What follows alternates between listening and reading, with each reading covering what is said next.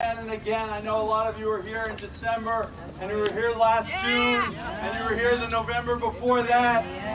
And we got to keep coming out if we want to take our country back. We got to keep showing up as long as it takes. I want to take a minute and remember that we have had once before in modern times a president who was willing to publicly say he was above the law. When Richard Nixon was faced with evidence that he conspired to cover up his campaign's efforts to hack his political opponents, his defense, if the president does it, it's not illegal.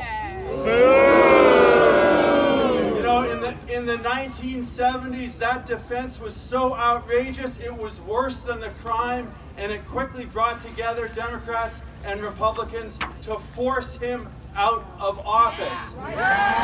And to reaffirm that important principle that in our constitutional democracy, no person, especially not even the president, is above the law.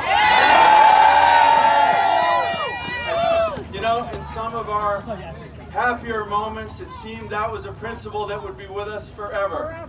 But in the last 3 years, it has been tested and challenged like never before. Since he took office, Donald Trump has acted in his every move on the belief that he is above the law. None of his decisions, none of his actions are guided by any clue or understanding about what's good for the country or about what the Constitution requires.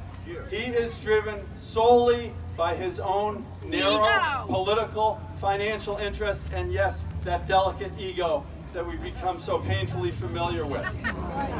And this latest misuse of millions of dollars of taxpayer money to extort the Ukrainians to smear a political opponent is just one example. He has used the presidency throughout his term to line his pockets with millions of dollars in unconstitutional foreign government payments while looting the taxpayers' money at home. He has used the power of the presidency to promote white supremacy, misogyny, bigotry, xenophobia, hatred, and violence against our own people. And he's continuing to do it to this day. He is using the power of the presidency and the power of the Justice Department to undermine freedom of expression, to intimidate any political figure, any politician, any member of the media who would dare to challenge or criticize him, and to silence those who would dare to testify truthfully against him. And he is selling out the national interest to foreign despots and authoritarians for his own narrow political and financial gain all over the world. You know, a month and a half ago, the House of Representatives finally heard our call. They stepped up, they did their constitutional duty, and they impeached Donald Trump. And let's not forget that was a great day for America. For our country, for our people, it was a moment of vindication, and it was a small taste of accountability.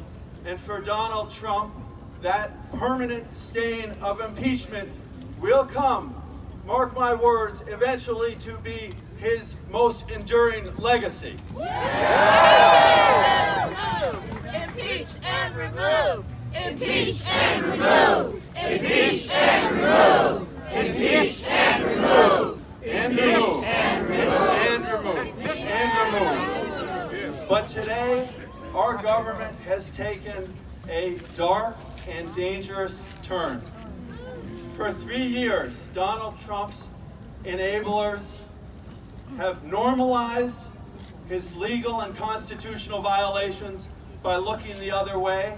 Even worse, by defending his unconstitutional acts, by parroting his pathological lies. And today, His enablers in the Senate have gone further and done something much worse still.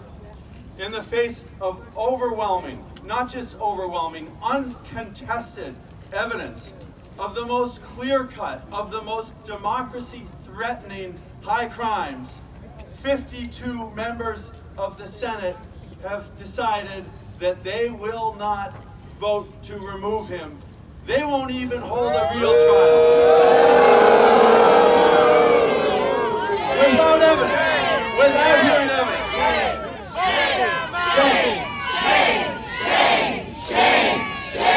Absolute shame. You know, it's not just shame, it's not just disgrace, it is a complete abdication of their constitutional duty. Instead of following their constitutional duty, they have adopted the Trump-Dershowitz version of the Nixon defense.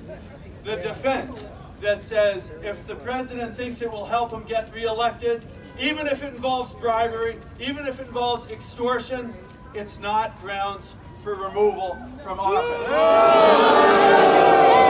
And for all of those 52 senators who adopted that sick, twisted, and self-destructive logic today in voting not to remove Donald Trump, for all of them, they are no longer just his enablers. They are his co-conspirators. They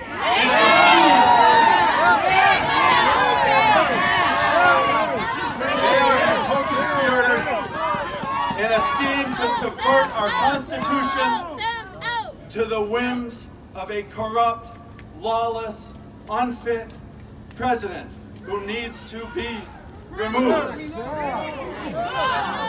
And if this precedent is to stand, our constitutional democracy falls. We cannot let this precedent stand. We cannot let this cover-up stand. And if it's not going to stand, it's up to all of us to keep showing up, to demand free and fair elections, to demand accountability for Donald Trump and his co-conspirators, to fight for and make sure that they are removed at the ballot box every single day.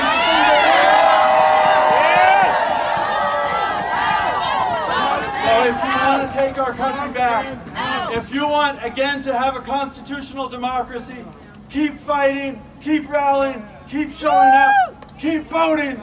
This cover-up will not stand.